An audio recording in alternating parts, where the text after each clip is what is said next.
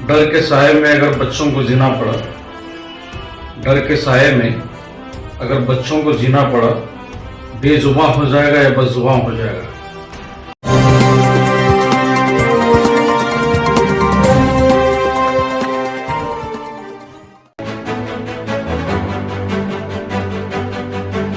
मजहब नहीं सिखाता आपस में बैर रखना, हिंदी है हम वतन है हिंदुस्तान हमारा। मुल्क हिंदुस्तान के बड़े बड़े हिंदू, मुस्लिम, सिख, ईसाई रहनुमाओं ने, हुक्मरानों ने, शायरों ने, सूफी साधु संतों ने हिंदुस्तान के अंदर भाईचारगी को लेकर इससे भी आला दर्जे के अपने तासुरात को अवाम के सामने रखा है। मगर अभी देश, मुल्क हिंदुस्तान, मुल्क भारत के हालात को अगर देखेंगे तो उनके ख्यालात से हटकर मुल्क भारत में काम हो रहे हैं। इसी मुल्क भारत में जो देश के जो मौजूदा हालात को देखते हुए आज हम जो है शहर बीजापुर की जानी मानी शख्सियत आली जनाब अब्दुल करीम बागवान साहब से हमारे चैनल प्रजाश्री के जरिए कुछ बात करेंगे, जिसमें आज हमारा जो खास मुद्दा है वो जो है कर्नाटका स्टेट में हिजाब को लेकर कई जो इख्तलाफात चले हैं, इसके ताल्लुक से जनाब अब्दुल करीम बागवान साहब के क्या तासुरात हैं और कर्नाटका स्टेट में जो है हिजाब को लेकर जो इख्तलाफात जो चले हैं, इसके ताल्लुक से कर्नाटका स्टेट की आवाम को हमारे जो कर्नाटका स्टेट में केपीसीसी के माइनॉरिटी वाइस प्रेसिडेंट जनाब अब्दुल करीम बागवान साहब के ख्यालात और अवाम को हिजाब के ताल्लुक से जो कर्नाटका में जो इख्तलाफात चले हैं, इसके ताल्लुक से आप क्या बताएंगे। आइए केपीसीसी के माइनॉरिटी वाइस प्रेसिडेंट जनाब अब्दुल करीम बागवान साहब से इस ताल्लुक से हम बात करते हैं। जनाब अब्दुल करीम बागवान साहब, कर्नाटका स्टेट के अंदर आप केपीसीसी माइनॉरिटी के वाइस प्रेसिडेंट हैं। खासकर जो आपका जो अहदा है माइनॉरिटी के ताल्लुक से है और माइनॉरिटी को ही लेकर कर्नाटका स्टेट में जो है हिजाब का एक बहुत बड़ा प्रॉब्लम चला है। तो इसके ताल्लुक से आपका क्या मैसेज है और कर्नाटक की आवाम को आप आपके जरिए ऐसा पीस का क्या पैगाम देना चाहेंगे और हिजाब के ताल्लुक से आप कर्नाटक के लोगों को क्या मैसेज देना चाहेंगे। अस्सलाम वालेकुम रहमतुल्लाहि व बरकातुहू। सभी दोस्तों को मेरा नमस्कार,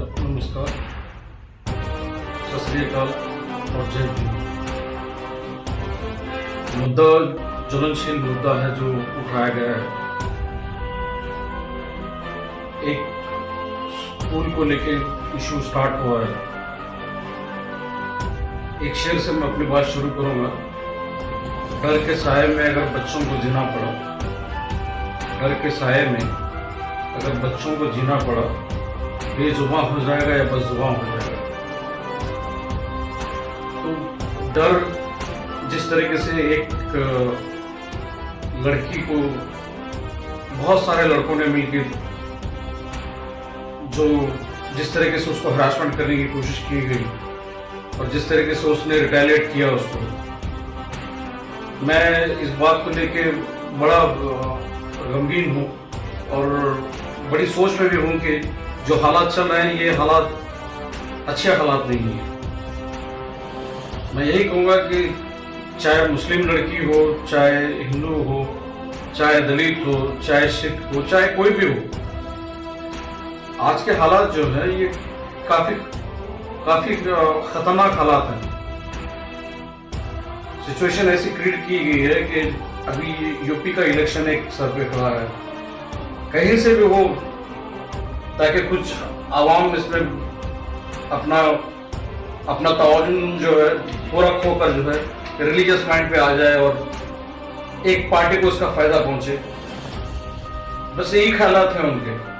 इसलिए वो जितना हो सकता है वो लोग कर रहे हैं। अब ज़्यादा इसके बारे में नहीं कहूँगा। आर्टिकल 15A से लेकर आर्टिकल 25, 27, 28 तक भी जितने भी राइट्स दिए गए हैं सबको, ये सबको अपने अपने अधिकार हैं कि वो क्या पहने, क्या खाए, इसमें किसी की रोक नहीं है। सर, मैं आपसे एक बात बता रहा हूँ मैं हमारे चैनल के जरिए। आप भी कांग्रेस पार्टी में 30 साल तक कांग्रेस पार्टी में, आप 30 साल कुछ आपके गुजर रहे हैं कांग्रेस पार्टी में, तो हिजाब जो मसला है, हिजाब मसले को आखिर क्यों लाया जा रहा है और हिजाब मसले को रोकने के लिए कांग्रेस पार्टी की तरफ से आपका क्या वर्क चला है? ये जो मसले को रोके, देखिए अभी क्या है, मुल्क हिंदुस्तान में देश के प्रधानमंत्री हो, हमारे कर्नाटका स्टेट के सीएम हो, या हमारे जो भी सियासतदान है, जो हर कौम के सियासतदान इलेक्शन के टाइम और इलेक्शन के बाद हो या कहीं भी स्टेजों पे जो है अमन की बात करते हैं, मगर खुद सियासतदान ही ऐसे हिजाब जैसे मामलों को, अब जैसे कि आप हमारे KS ईश्वरप्पा साहब का जो आप बखूबी जानते हैं, जिसको मैं एक्सप्लेन करना नहीं चाहूंगा, तो इसके लिए भी आप क्या बताएंगे? और कांग्रेस पार्टी ऐसे हिजाब जैसे मसले को रोकने के लिए क्या वर्क करेंगी? बिल्कुल हिजाब की बात नहीं है। कांग्रेस पार्टी जो सबके लिए पार्टी है, सेकुलर पार्टी है, इसमें कोई ऐसा नहीं कि बात खाली हिजाब की हो। जो भी हो सकता है, हमारे DKC साहब ने और सिद्धरामैया जी ने, राहुल गांधी जी ने, जो भी हो सकता है स्टेप उठा रहे हैं सब। अभी फिलहाल जो है मामला जो है जुडिशरी में है, तो इसलिए ज्यादा इसमें कुछ बात नहीं कर सकते। हालात तो ऐसे हैं, बिल्कुल जो भी हालात है सबके नजर आ रहे हैं, सबकी आंखों के सामने है। इसमें मैं एक ब्लेम और भी करना चाहूंगा मीडिया की। जहां तक बात है, 90% ऑफ मीडिया जो है, आप लोग सच्चाई की तरफ नहीं है। मैं माजरत भी चाहूंगा आपसे कि मैं इस तरीके से बोल रहा हूं आपको, लेकिन ये हकीकत है। तो मैं ईश्वरप्पा जी को लेके यही कहूंगा कि ईश्वरप्पा जो है एक बड़े सुलझे हुए लीडर हैं, तो उनको ऐसी इस किस्म की जो बात है, जहां पे तिरंगा हटा के भगवा लगाने की जो बात है, अब वो बात बिल्कुल नागवार है। वो बात देश के तिरंगे की तौहीन करना, मतलब ये देशद्रोह का मामला है। देशद्रोह का जहां मामला आता है, इस तरीके की बातों में मुझे जहां तक मुझे ये है, मुझे अपना जो ये है, मैं अपने तजुर्बे से यही कहूंगा कि जो भी उन्होंने कहा वो बात गलत है। हिजाब के इख्तलाफात को कर्नाटका स्टेट में, और ये कर्नाटका स्टेट से होते हुए नेशनल इंटरनेशनल हालात में जो है हिजाब को लेकर काफी चर्चे में है हमारा कर्नाटक स्टेट। इसके साथ साथ कर्नाटक स्टेट और हमारे देश में इसके जो हालात हैं, अगर अच्छे हालात हैं तो किस तरीके से अच्छे हालात हैं, खराब हालात हैं तो किस तरीके से खराब हालात हैं। जैसे कि GDP को लेकर और मिडिल क्लास लोगों को लेकर, और जो कॉन्ट्रैक्टर्स के भी कुछ बिल वगैरह को लेकर कॉन्ट्रैक्टर लोग भी कुछ परेशान हैं। तो इनके ताल्लुक से जनाब अब्दुल करीम बागवान साहब KPCC माइनॉरिटी के जो वाइस प्रेसिडेंट हैं, इनसे आइए देश के हालात, खराब हालात और अच्छे हालात के ताल्लुक से भी जानेंगे। तो हमारे कर्नाटका स्टेट और इंडिया के जो अच्छे और खराब हालात, अच्छे हैं तो किस तरीके से हैं, खराब हालात हैं तो किस तरीके से खराब हालात हैं, ये आप जरा बताएंगे तो बेहतर रहेगा। खराब हालात की बात करूंगा तो पिछले 2 साल से कोविड की वजह से भी काफी बुरे हालात है। उससे पहले नोटबंदी, बहुत सारे इश्यूज हो गए इस तरीके के, जैसे मॉब लिंचिंग हो गया, रोड पे किसी को मार देना, किसी को रोड पे वायलेट करना, ये सब सारी चीजें ये बुराई है। ये सिर्फ एक आदमी की बुराई नहीं है। जिसे आप किसी एक आदमी को पकड़ के मारते हैं तो इसका मैसेज पूरे इंडिया में जाता है, इंडिया के साथ पूरे वर्ल्ड तक भी ये मैसेज जाता है कि अब अखलाक का इशू ले लीजिए, चाहे कोई भी हो। आज कुछ कल या परसों कुछ एक बजरंग दल के लड़के को किसी ने मारा, मुझे ये भी गवारा नहीं है, ये मैं आपको साफ बताऊंगा। चाहे कोई भी हो, किसी को भी मारना ये सही बात नहीं है। GDP को लेके आप क्या कहें? GDP आप खुद बेहतर जानते हैं कि कांग्रेस के टाइम पे, हमारे टाइम पे GDP की क्या हालत थी और आज देश के अंदर GDP की हालत क्या है। और करेंसी जो दावा क्या करते थे कि करेंसी हम लोग 35 रुपीज तक लेके आएंगे डॉलर्स के अगेंस्ट, आज क्या है 75 रुपीज तक चला गया। इसका जिम्मेदार कौन है? मैं ज्यादा कुछ नहीं कहूँगा, और बस यही हालात है कि आज सारा हिंदुस्तान जो है वो खामोश है।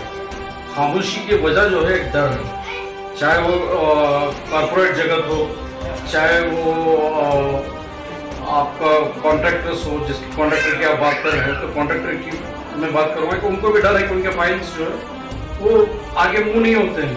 अगर वो कुछ कहते हैं, अगर अपना मुंह खोलते हैं, चाहे कॉर्पोरेट जगत हो, बिजनेस वर्ल्ड हो, फिल्म इंडस्ट्री हो। अब फिल्म इंडस्ट्री में नसरुद्दीन शाह ने कुछ दो लफ्ज कहे थे कि, तो उसका काफी मीडिया में बवाल हो गया कि नसरुद्दीन शाह जो है वो मुसलमान है, इस तरीके से बात करते हैं। उसके बाद दीपिका पड़कोन है, सौरभ भास्कर है, प्रकाश राय जी हैं जो हमारे स्टेट के कर्नाटक के। सेकुलरिज्म की बात जब ये लोग करते हैं तो इनको ये भी डर रहता है कि इनकी फैमिली नहीं है कि इनको कुछ करेंगे लोग। इनकी फैमिली भी है, सबको ये सोचना चाहिए। मिडिल क्लास खामोश है क्योंकि मिडिल क्लास के पास ज्यादा कुछ करने के लिए है नहीं। जो बड़े बड़े बिजनेसमैन हैं वो लोग अपने बिजनेस को लेकर परेशान है कि बिजनेस मुंह कैसे करे। अगर कहीं कुछ हो जाता है तो आईटी का प्रॉब्लम आता है, इसका प्रॉब्लम, उसका प्रॉब्लम, सारे प्रॉब्लम दिखाकर डराया जाता है। बहुत सारे इश्यूज हैं। अभी जो देश के किसानों को ज़राअत के लिए जो उनको ज़राअत करने के लिए जो गवर्नमेंट से जो स्कीम्स हैं, ये क्या स्कीम सही मिल रहे हैं उनको ज़राअत करने के लिए? जो उनको बीज मिलना चाहिए, ये आज की जो बीजेपी कर्नाटका स्टेट की जो बीजेपी सरकार और मुल्क की जो ऊपर जो सेंट्रल की जो सरकार सही सहूलत दे रही है आपके नजरिए से? पहली बात तो मैं ये बताऊं कि आज इस सवाल को लेकर बात कहाँ होती है कि किसको कहाँ कुछ मिल रहा है, कौन सी स्कीम क्या है। हालात इस तरीके से खस्ता है कि कोई अपनी बात नहीं कर सकता भाई खुल के। आज हालात ऐसे हैं कि कोई अपनी बात नहीं कर सकता। सवाल पूछना जो है गुनाह हो गया है आज। देश के हालात आपने ऐसी कर दी कि सवाल जो है पूछना मुश्किल हो गया किसी के लिए भी। अब मिडिल क्लास जो है वो अपना रोज कमाएगा, अपने जॉब्स को लेके, अपने काम को लेके, अपने फैमिली को लेके संजीदा है वो लोग। उनको क्या जरूरत है बात करने की? और मैं समझता हूं कि जहां तक मिडिल क्लास की बात आती है, they don't have much rights to ask the government. अगर राइट्स है तो वो आए सड़कों पे बात करें। सबको अपना अपना डर है। डर इस तरीके से सब पे हावी है कि कोई अपनी बात करने को तैयार ही नहीं। अब गरीब लोग की तो हालत ऐसी है, पुअर लोग जहां तक बात है, उनकी बात तो ऐसी है कि वो लोग दिन भर में कमाए क्या, खाए क्या, शाम तक अपनी फैमिली को 2 टाइम का या 3 टाइम का अगर खाना भी उनको नसीब होना है तो उसके लिए भी डर है उनको। तो इसका मतलब टोटली आपकी बात बताने के हिसाब से एनडीए सरकार और हमारे कर्नाटक स्टेट की भूमैया सरकार के इसके अंदर जो देखे तो राज्य और देश के हालात सही नहीं है जैसी आपने बात बताई। टोटल ये आप मीडिया लोग हैं, आप मुझसे कई गुना बेहतर जानते हैं कि हालात क्या है। हालात नहीं जहाँ पे जो सहूलत मुझे लग रहा है मैं शायद भी होंगी। सहूलत की जहाँ तक बात है ना, मैं पूछ रहा हूँ आपको, अगर आपको मैं सवाल करूँ कि हमारे लिए क्या स्कीम सा प्रोवाइड करा है, ऐसे कोई सवाल कहीं से उठ रहे हैं आपको नजर आ रहा है? मीडिया में कोई लगता है आपको कि ऐसी कोई चीज हो रही है? भी आपका कर्नाटक राज्य और मुल्क हिंदुस्तान भारत को आपका क्या मैसेज है यहाँ की आवाम? मैसेज मैं बस यही कहूँगा कि सब एकजुट होते रहे, प्यार मोहब्बत से रहे। इसमें देश को अगर आगे लेके जाना है, तरक्की करना है, तो बिल्कुल हम सबको एक होके काम करना पड़ेगा। दूसरा कोई और नजरिया नहीं है। आज हालात क्या है, चाइना ने हमारी लद्दाख के पास 60 स्क्वायर किलोमीटर जो 160 किलोमीटर है, उस एरिया को भी कॉन्कर कर लिया उन्होंने। अपने बिल्डिंग्स खड़ा कर दिया चाइनीज ने। हमारे हालात क्या है? पाकिस्तान का नाम हम लोग लेते हैं, पाकिस्तान हमारे लिए कुछ मायने नहीं रखता है। हमारे लिए हमारी लैंड मायने हैं, हमारे लोग मायने हैं। ये वतन सभी का है। यहाँ पे मैं यही बोलूँगा कि अगर सेकुलरिज्म से सब कुछ चलता है तभी इस देश की तरक्की है। अगर लगता है कि आपको इस तरीके से गलत सलत हरकतें जो आप कर रहे हैं, उस हरकतों से अगर देश का भला होगा तो इससे कभी भला नहीं होगा।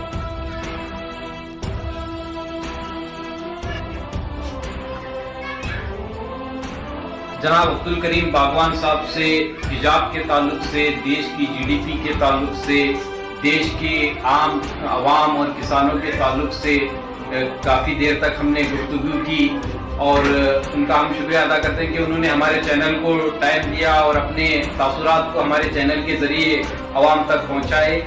आप देखते रहिए प्रजा श्री।